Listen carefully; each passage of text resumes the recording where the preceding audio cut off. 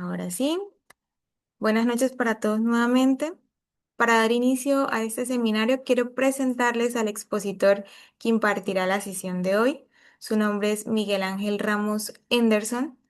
Es neuropsicólogo clínico de la Universidad Católica del Norte. Se encuentra cursando un doctorado en psicología. Es máster en neuropsicología clínica y magíster en gerontología clínica. Tiene un postítulo en neuropsicología y demencias, es diplomado en neuropsicología y neuropsiquiatría del adulto de la Pontificia Universidad Católica de Chile. Además, es cofundador e investigador principal del Centro de Investigación e Innovación en Gerontología Aplicada de la Universidad Santo Tomás, además de tener una alta presencia en publicaciones científicas y ponencias a nivel nacional e internacional relacionadas con el deterioro cognitivo y las demencias. Vamos a darle paso al profesor Miguel Ángel para que inicie con la presentación de hoy. Profe, es todo suyo.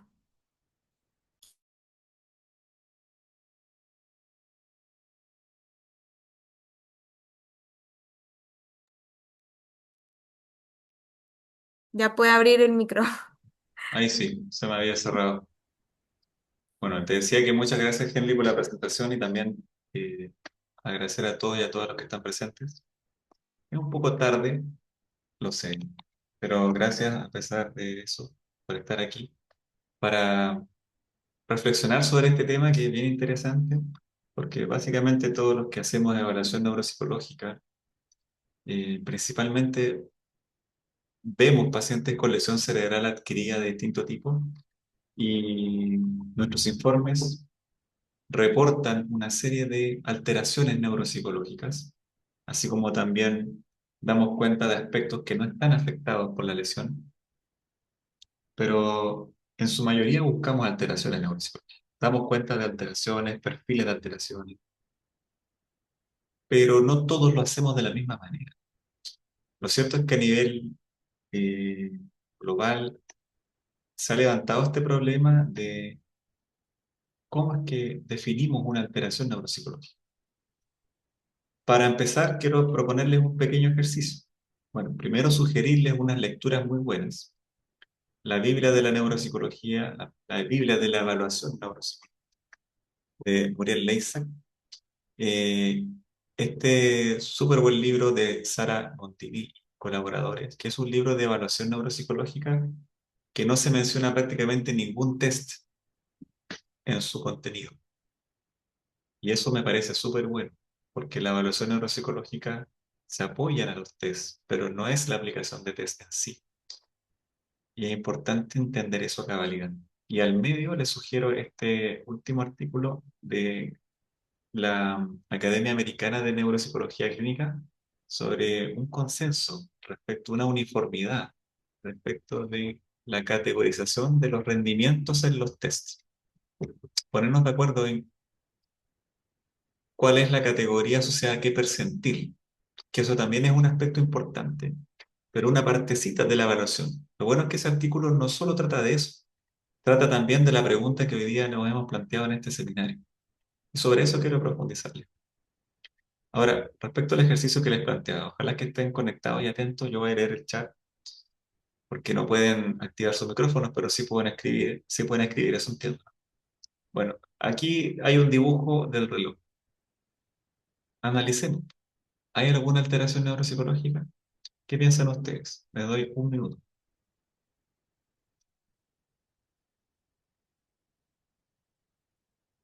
Fernanda dice que sí, Renato Toro dice que sí, todos dicen que sí.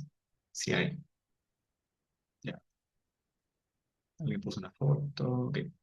Planificación, planificación. Laura dice que no, pero una sola persona. Cristóbal dice no necesariamente. Ok, puede ser motora. O puede ser motora. Ya, hay que evaluar la edad. Vale, están apareciendo otras opiniones. Lady dice que no. Nadie dice que no. Bueno, en el primer sistema de puntuación de este test, que es el de 3 puntos, esta persona está alterada. Según el primer sistema de puntuación, o sea, de 3 puntos tiene 2.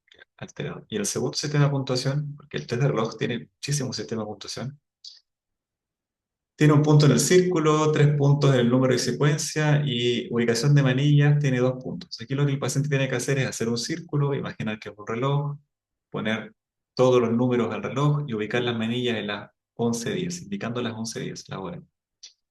Bueno, entonces, según estos dos sistemas de puntuación, está alterado.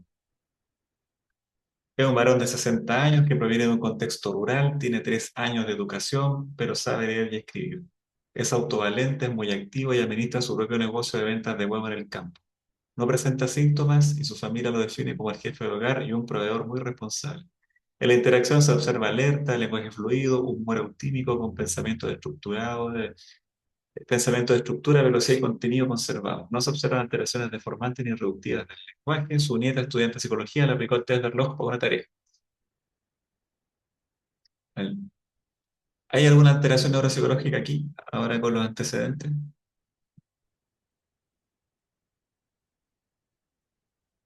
No, sí, queda claro, no queda claro. No, algunos dicen que sí, otros dicen que no. Ahora se sumaron más no que sí. Ya, bueno, otro ejemplo. Este es un artículo sobre el test de reloj y, bueno, se le aplicó el test de reloj tal cual, pero a varias personas jóvenes pertenecientes a la generación Z. ¿Cuál fue la conclusión? Más del 80%, el 80% de personas jóvenes sanas de la generación Z se equivocó en hacer el test de reloj. Cuando le pidieron hacer un reloj digital, lo hicieron todos bien. Cuando le hicieron esta tarea, todos tuvieron todo el puntaje.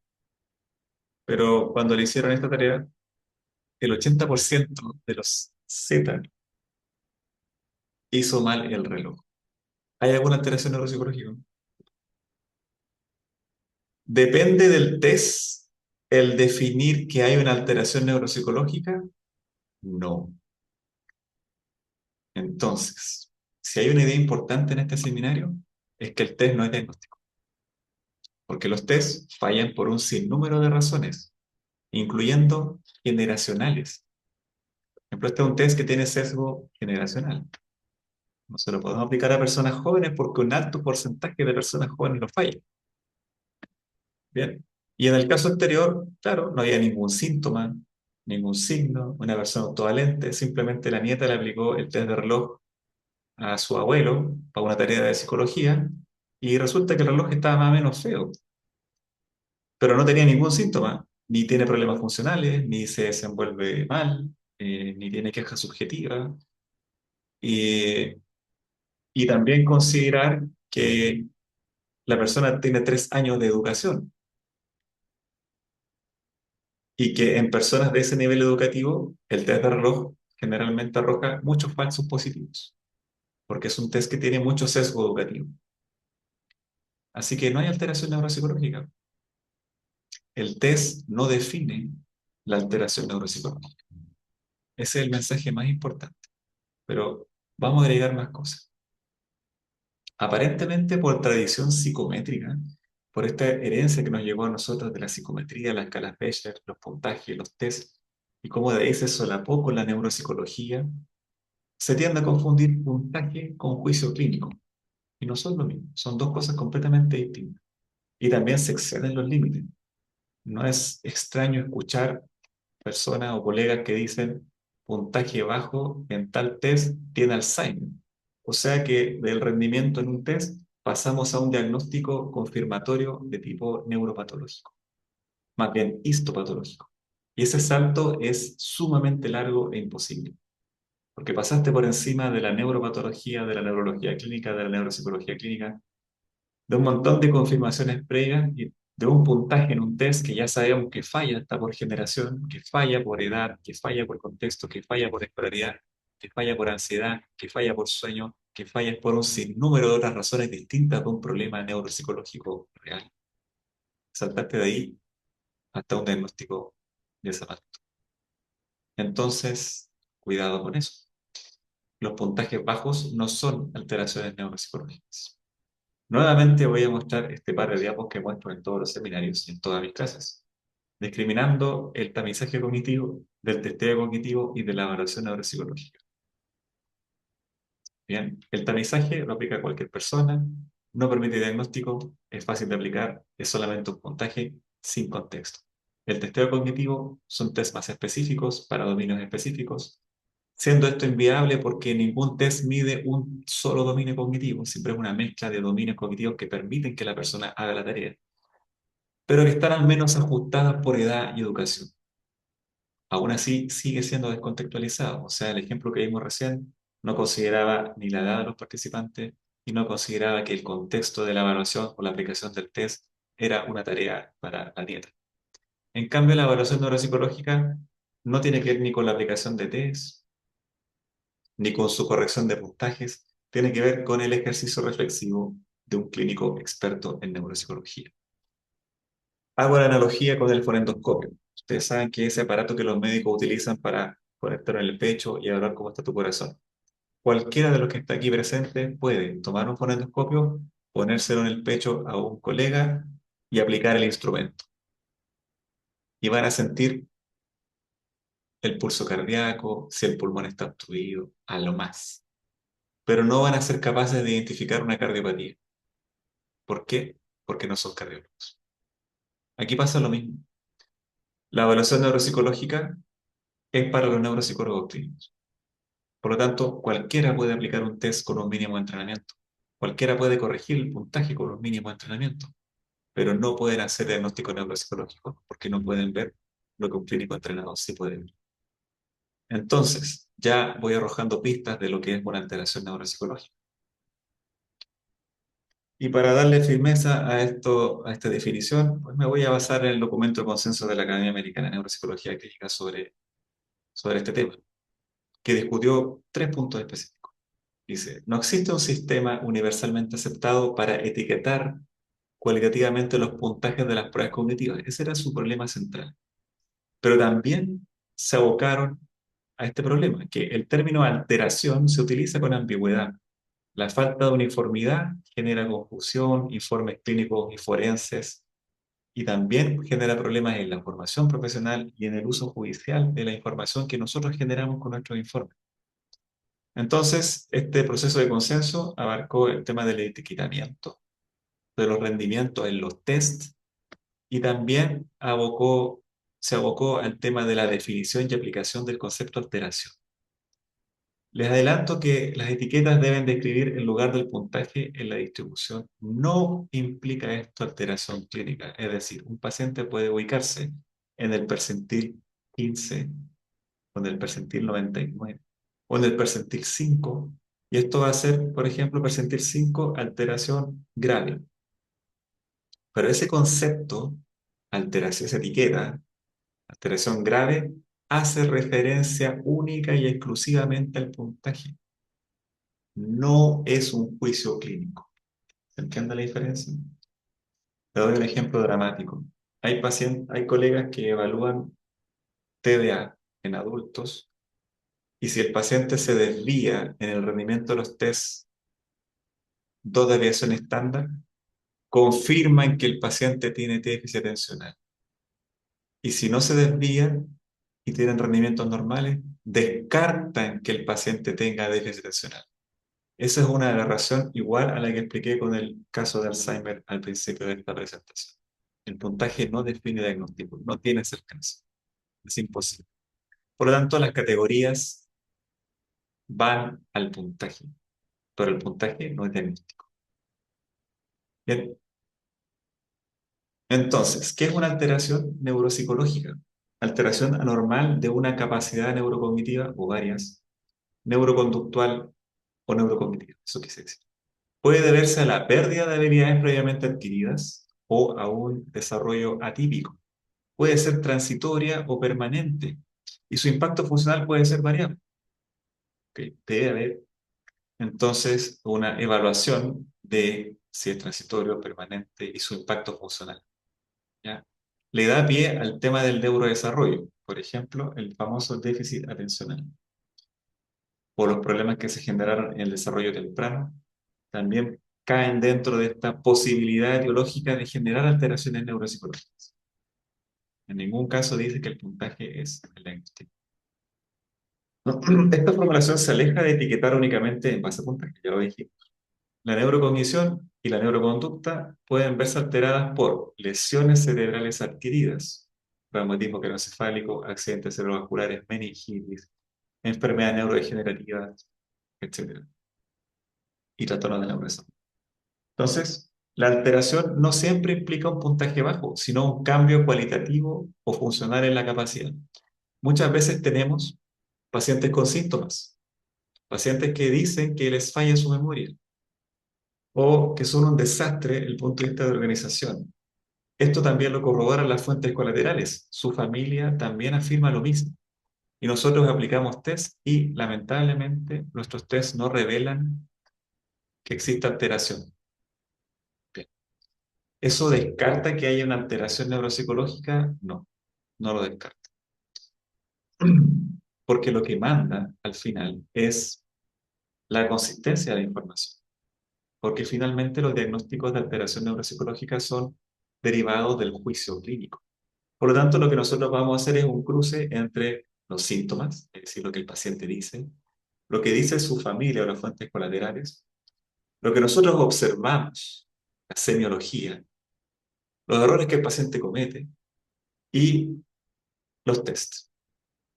Si hay consistencia entre todo eso, ahí sí estamos en presencia de una alteración neuropsicológica.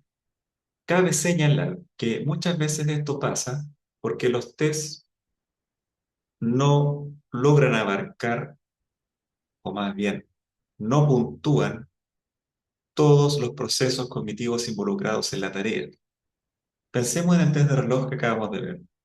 Es una tarea que requiere de atención selectiva, de atención sostenida, de comprensión verbal, de memoria de trabajo, de planificación, de habilidad visoconstructiva. Por lo tanto, son ahí muchos procesos neuropsicológicos involucrados para uno poder dibujar un reloj. Pero el puntaje abarca solamente aspectos visoconstructivos, ¿sí?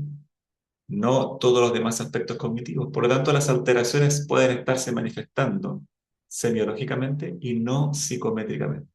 Eso para que usted entienda la limitación de los test como medio confirmatorio de alteración neuropsicológica.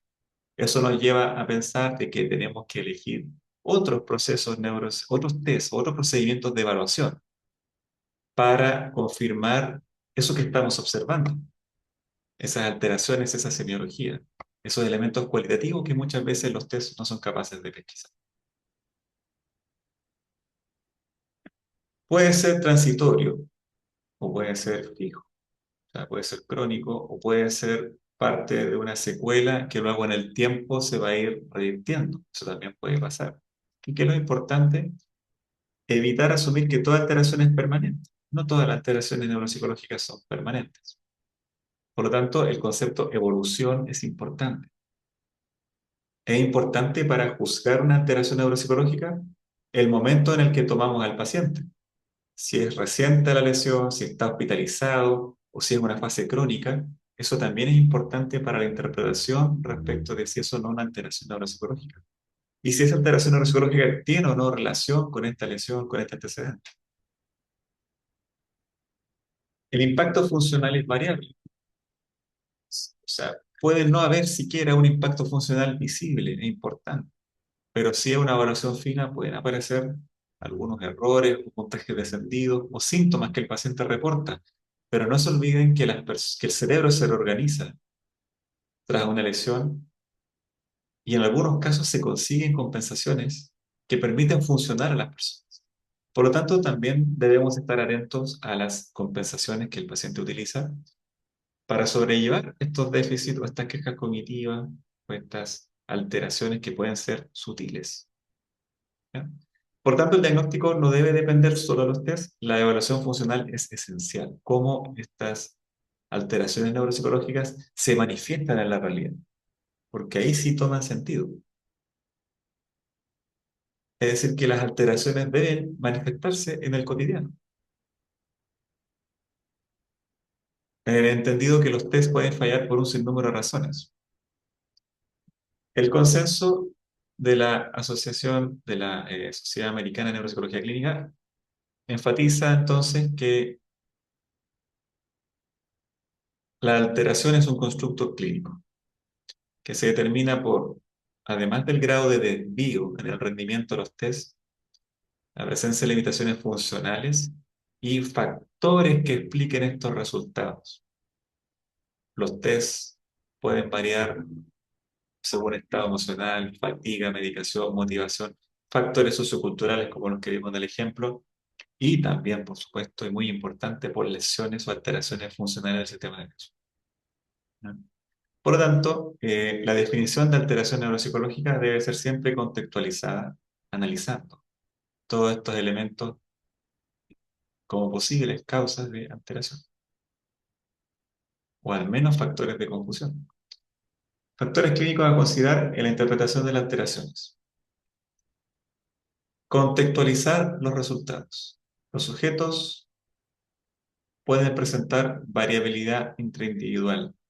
Incluso podemos tener puntajes bajos en sujetos que no tengan ninguna alteración, ningún antecedente. Contextualizar significa buscar consistencias. Entender que la alteración neuropsicológica depende de múltiples fuentes, de la síntesis de múltiples fuentes. Varios tests que evalúen distintos elementos de la función ejecutiva, de la memoria episódica, del lenguaje. Y esa elección de los tests depende de características sociodemográficas del individuo, de características culturales del individuo, depende del tipo de lesión o de los antecedentes que contemos del paciente, depende de su nivel de escolaridad, depende de un sinnúmero de otros factores. Y sobre todo de los síntomas, que es lo que el paciente y la familia relatan.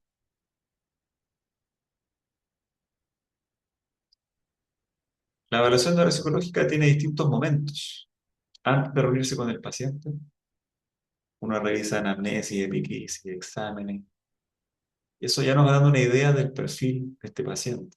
Durante las sesiones con el evaluado, completamos la anamnesis, hacemos entrevistas neuropsicológicas, elaboramos el examen mental, levantamos hipótesis de cuáles son las posibles alteraciones, aplicamos test y escalas para ir verificando si eso que nosotros pensamos y observamos en la entrevista y los síntomas que nos reportan tienen consistencia o no con los medios de verificación objetiva. Y cuando ya tenemos cerrado el proceso de evaluación, elaboramos la devolución y el feedback. Explicamos lo que encontramos y cómo esto explica lo que ocurre en la vida real. Recién allí es que la evaluación está lista. Cuando somos capaces de predecir lo que pasa, de explicar los errores y anticiparnos esos errores que el paciente comete en la vida cotidiana. También hay un momento de la evaluación en el que no estamos con el paciente, en el que estamos después, a solas, cuando elaboramos el informe, cuando planificamos la siguiente sesión, cuando hacemos razonamiento clínico, cuando integramos la información y elegimos qué otros procedimientos serían útiles de aplicar. En cuanto a la aplicación de test, importante estos tres conceptos: el enfoque de proceso, no descuidar lo que el paciente hace durante la evaluación. ¿Sí? Es mucho más importante ver cómo el paciente inicia la tarea, la desarrolla, cómo la compensa, cómo la finaliza. Eso es tremendamente útil para definir una alteración neuropsicológica si lo comparamos solo con el final, es decir, con cuantificar la puntuación que el paciente obtiene. Eso es demasiado parcial. Nos quedamos muy cortos con el análisis necesario para un diagnóstico si solo nos fijamos en el puntaje que obtuvo el paciente. La semiología, hay una serie de errores que están categorizados en los cuales debemos nosotros estar atentos, debemos esperar esos errores. Efecto Clausin, perseveraciones, intrusiones, parafasias de distinta índole y un largo, etcétera. O sea, hay una categorización de tipos de error que sí tienen significancia clínica. Eso corresponde al terreno de la semiología. Y por supuesto, la psicometría también es un elemento. Conocer cómo aplicar los tests, cómo puntuarlos, cómo convertir los puntajes, etcétera. Pero eso es solo un elemento. Dos reglas que guían nuestra exploración. Misma lesión puede generar distinta manifestación en distintos pacientes, porque todo esto está mezclado con la personalidad del individuo, su experiencia previa y su nivel de reserva cognitiva. Por lo tanto, tenemos que tratar al paciente como un individuo. Desde allí se entiende que la pura puntuación de los test no alcanza a abarcar estas complejidades. Tenemos que pensar lo que estamos haciendo. Cuando uno aplica un test o un procedimiento o hace una pregunta en una entrevista, tiene una hipótesis en mente. Está buscando algo, hay una pragmática detrás de la aplicación y selección de un instrumento. Reflexionar sobre todo lo que hemos utilizado, seleccionar estos procedimientos que podrían ser más idóneos para el paciente que estamos afectando e integrar con todas las fuentes de información. Se hace un procedimiento activo y pensado.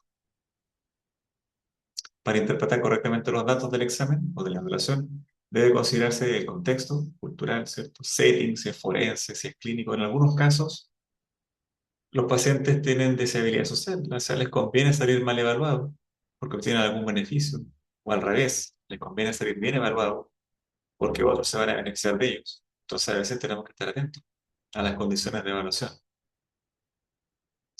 El momento, si es muy reciente tras la lesión, si es tras la hospitalización, si es ya muchos años después de la lesión, todo eso nos ayuda o es necesario más bien para hacer una adecuada interpretación. Generalmente en el apartado de antecedentes, nosotros recolectamos información de esta índole: historia social, trayectoria académica, historia del médico, circunstancias vitales, etc. Explícanos eso.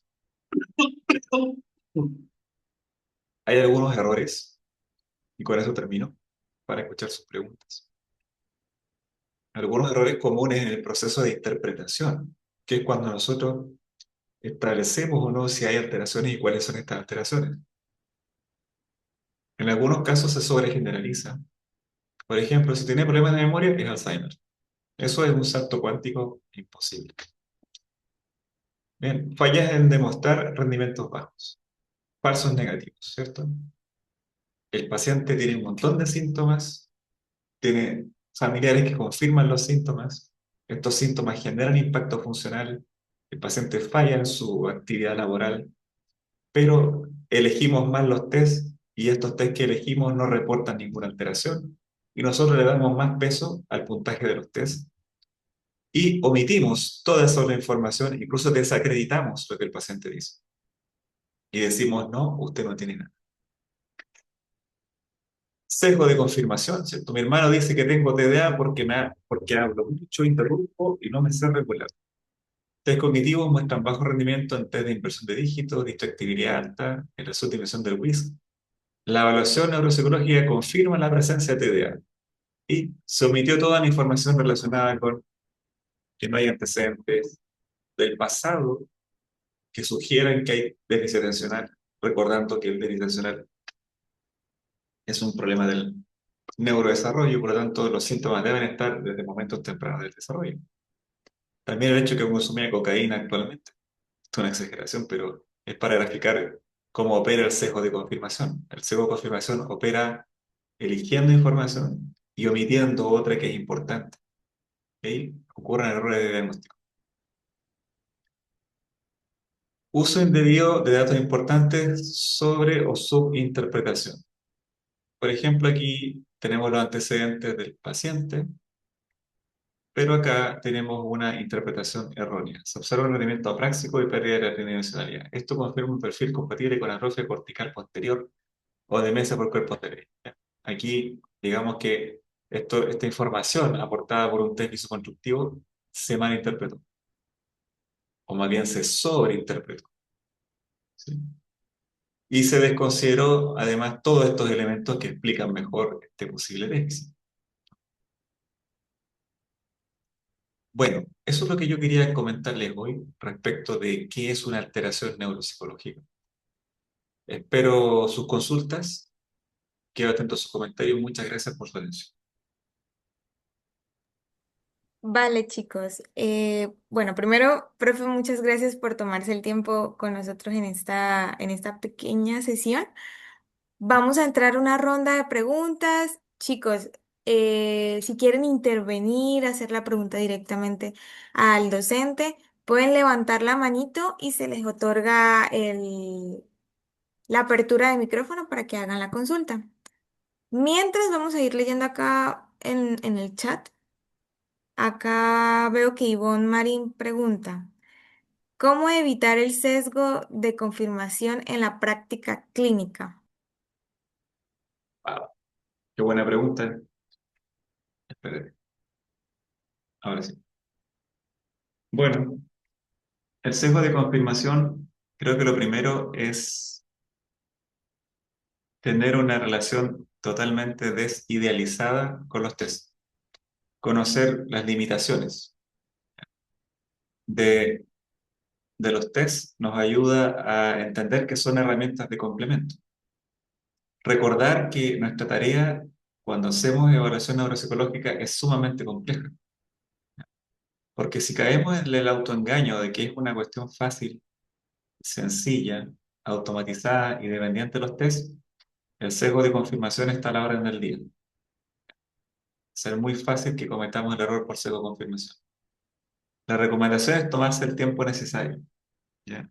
Es pensar el caso, pensar los elementos presentes, no omitir información, porque si yo hago una buena pesquisa y tengo una buena entrevista y tengo una buena anamnesis y tengo la epicrisis del paciente y tengo toda esa información disponible, yo debería ser capaz de integrar toda esa información para elegir bien mis procedimientos de evaluación y luego para hacer una confirmación diagnóstica, entendiendo que eso toma tiempo, que es complejo, y lo que no debería hacer yo es omitir información. Si me sorprendo omitiendo información, es porque podría estar incurriendo en un sesgo de confirmación. También a veces se instalan ciertas ideas locas en la mente. Por ejemplo, uno ve dos pacientes, varios pacientes, y a uno le paciente que dos o tres pacientes son muy iguales. Le parece que dos o tres pacientes son muy iguales.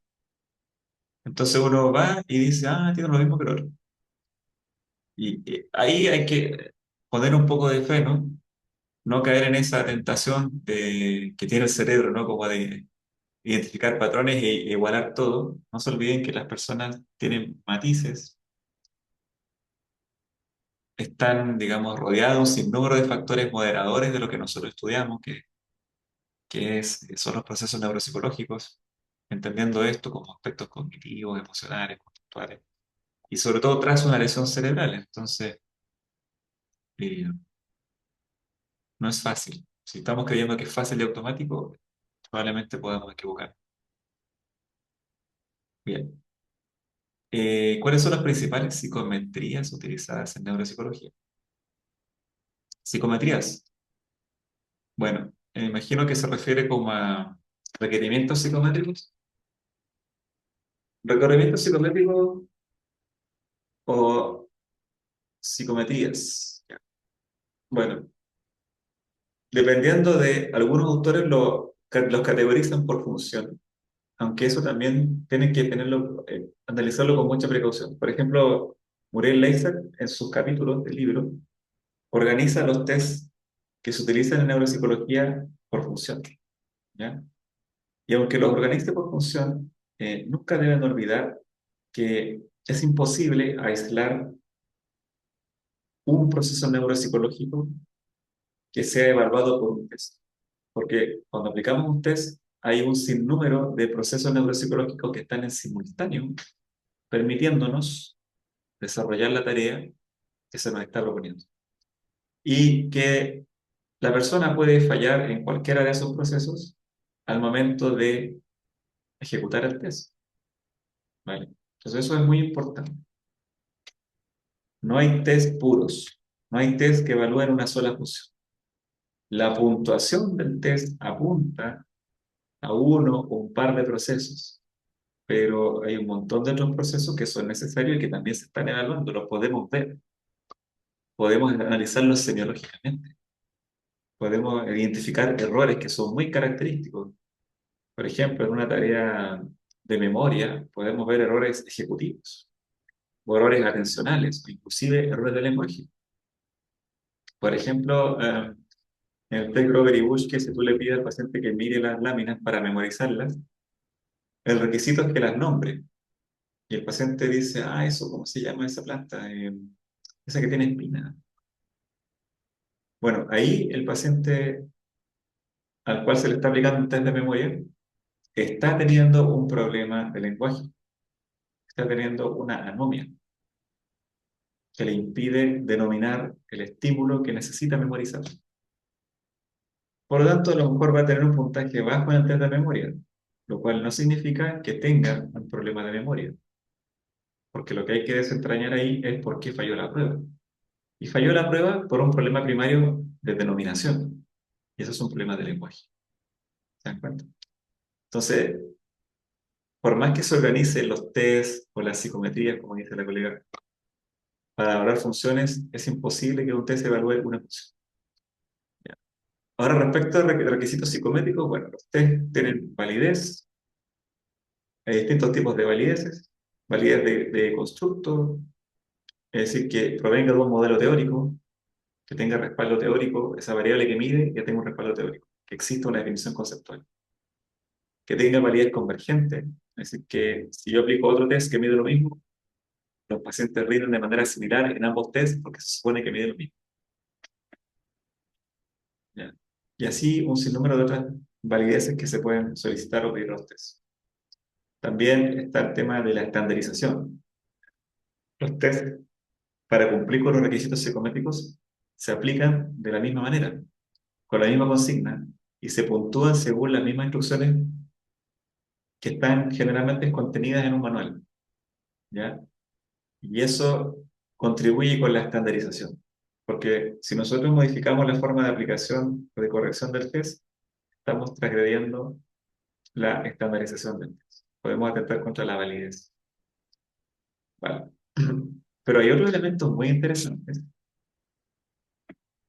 relacionados con lo mismo, que tú puedes aplicar los test, o de hecho los debes aplicar según las consignas y corregirlos según las consignas, pero en neuropsicología clínica hay un principio que dice que tenemos que lograr el mejor rendimiento del paciente en una evaluación.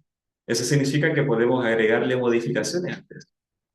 Podemos agregar, por ejemplo, algunos procedimientos satélites que se llaman. Que es cuando nosotros le agregamos, por ejemplo, alguna cosa adicional al test para mejorarlo. Por ejemplo, usted de la figura Rey, tú le puedes pedir al paciente que inicie el dibujo, pero desde un rectángulo. Si tú le das una estructura inicial. Y eso te permite discriminar clínicamente. Clínicamente. Si el paciente tiene un problema de apraxia visoconstructiva o un problema de ejecutivo. Porque los pacientes de ejecutivos sí mejoran con la estructura, pero los pacientes apráxicos no mejoran. Entonces, eso no está en la estandarización del test, pero sí es un procedimiento que en neuropsicología se acepta y nos permite justamente diferenciar un problema de otro, un problema clínico. ¿Ya? Para aplicar los tests, ¿debe estar certificado en cada test o se puede aplicar? No, no hay certificación para todos los tests. Generalmente en un proceso de formación neuropsicológica, por ejemplo, de postítulo o de perfeccionamiento o de práctica supervisada, generalmente ahí tú recibes entrenamiento en aplicación y corrección de test, que luego un supervisor te evalúa cómo tú haces ese procedimiento y ya está. Yo haré la pregunta. No, Ya. tranquilo. Profe, le Dale. iba a decir, hay gente que ha levantado la mano, entonces no sé Ah, es que no lo si... veo. Ahora, Exacto, perdona, ya, entonces dale, pues modera, modera. tranquilo. Vamos a abrirle la manito a la persona, se llama Demore, vamos a ver, ¿puedes abrir el micrófono? Sí, buenas noches. Soy Diana Milena Moreno. Tengo un caso de una persona de 70 años con una resonancia magnética que tiene unas manchas blancas en la materia gris. Al asistir al neurólogo con su familia, se le explicó que tiene olvidos continuos.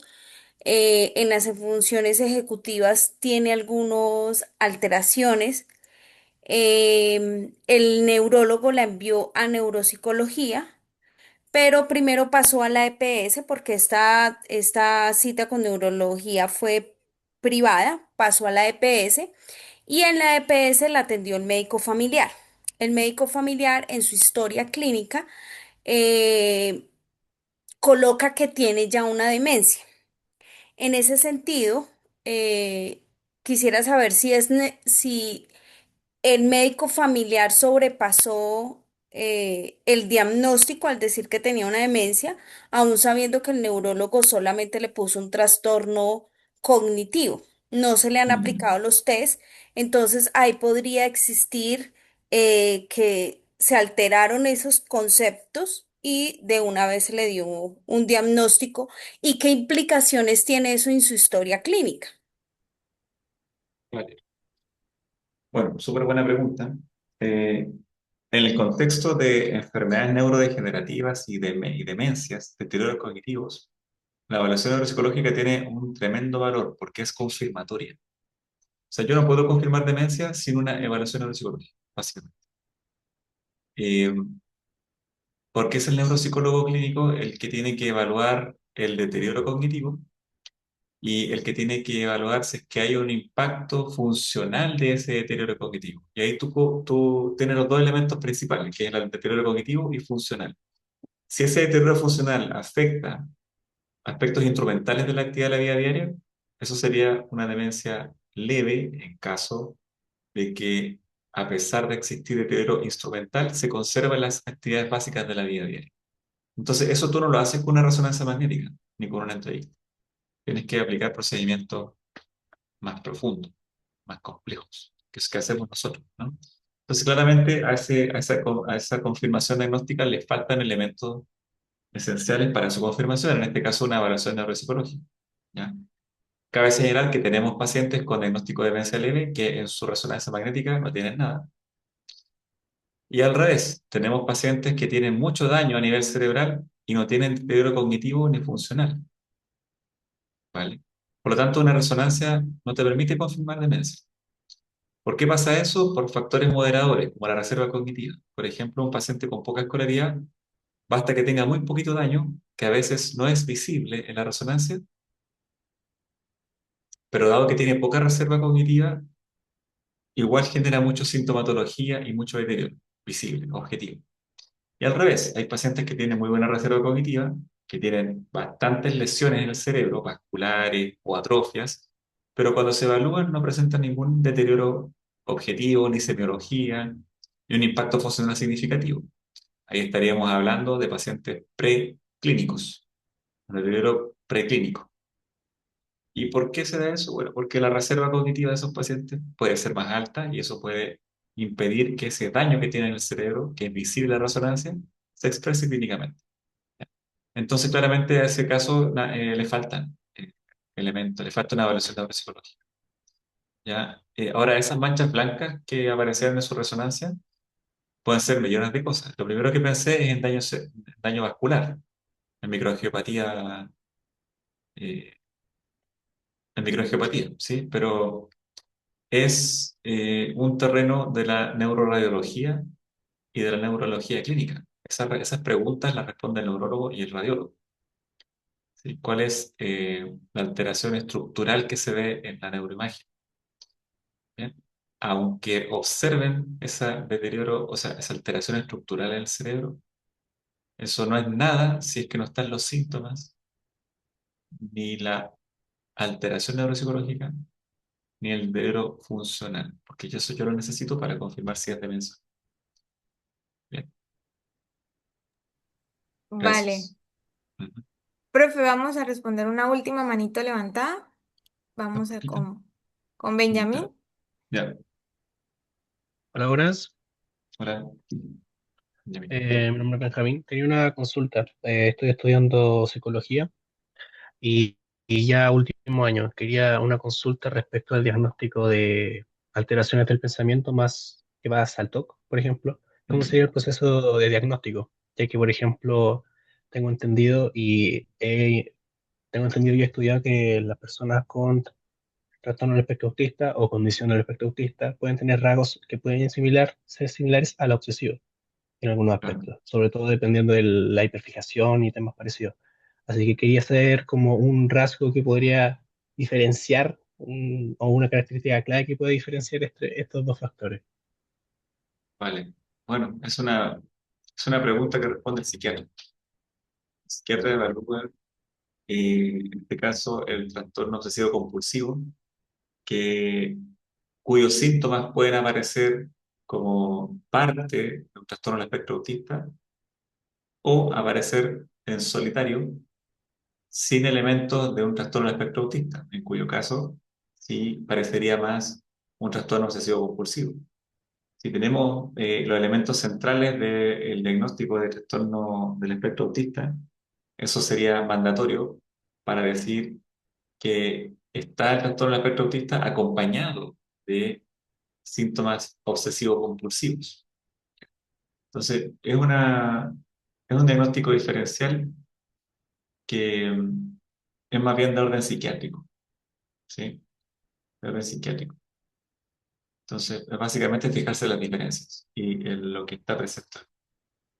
Entonces, el TOC va a ser comorbilidad del TEA en caso de que la persona cumpla con los criterios de TEA. Pero si tenemos una persona con criterios TOC que no tiene o no cumple con criterios TEA, básicamente es TOC sin TEA, ¿vale? Bueno, yo creo que con eso ya cerramos lo que es la ronda de preguntas, profe. Darle nuevamente muchas gracias por tomarse su tiempo, por impartir los conocimientos. Y recuerden, chicos, que esto es un abrebocas. La idea es que se inscriban a este programa que va a dictar el profesor Miguel Ángel. Eso sería lo mejor. Al final del seminario yo les voy a compartir el link para que puedan ver los temas que se van a tratar, los días, a qué horas y puedan ustedes animarse a comprar e ingresar a este programa. Siendo así, profe, deja a los chicos invitados para que se inscriban también. Exactamente. Bueno, nuestro programa de diplomado en evaluación neuropsicológica en adultos particularmente, que es el que va a comenzar ahora luego, tiene una cualidad bien particular. Ya va en su tercera versión.